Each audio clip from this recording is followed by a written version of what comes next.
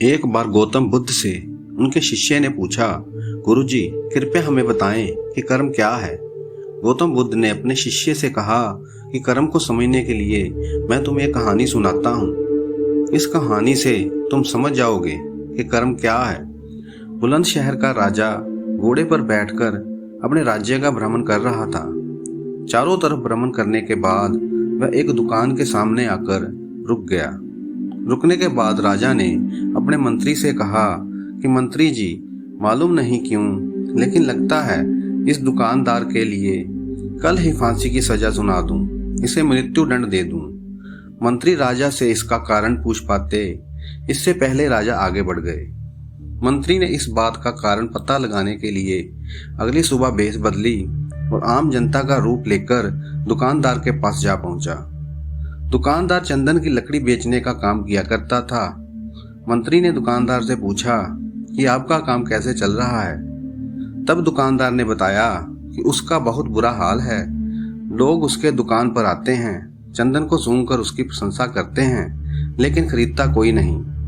मैं सिर्फ इसी इंतजार में बैठा हूँ कि कब हमारे राज्य के राजा की मृत्यु हो और उनकी अंत्येष्टि में मुझसे बहुत सारे चंदन की लकड़ी खरीदी जाएगी और शायद वहां से मेरे व्यापार में बढ़ोतरी होनी शुरू हो जाएगी।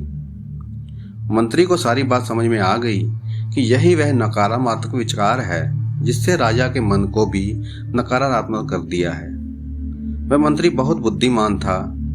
उसने सोचा कि मैं आपसे थोड़ी चंदन की लकड़ियां खरीदना चाहता हूं। यह सुनकर दुकानदार भी खुश हुआ। उसने सोचा चलो कुछ तो बिका। उसने चंदन की लकड़ी को कागज से लपेटा और अच्छी तरह से पैकिंग करके वह लकड़ी मंत्री को दे दी। मंत्री अगली सुबह चंदन की लकड़ी लेकर राजा के दरबार में पहुंचे और राजा से कहा कि हे महाराज, वह जो दुकानदार है उसने आपके लिए तोहफे में चंदन की लकड़ी भेजी है। यह सुनते ही राजा बहुत खुश हुए और मन ही मन सोचने लगे कि मैं बेकार में उस दुकानदार के बारे में गलत सोचा करता था। उसने चंदन की लकड़ी को हाथ में लिया। उसमें से बहुत अच्छी सुगंध आ रही थी। राजा इससे बहुत ही खुश हुए और उसने दुकानदार के लिए मंत्री के हाथों सोने के सिक्के भिजवाए। उसी आम जनता का रूप लेकर मंत्री अगले दिन सोने के सिक्के के साथ दुकानदार के पास पहुंचा।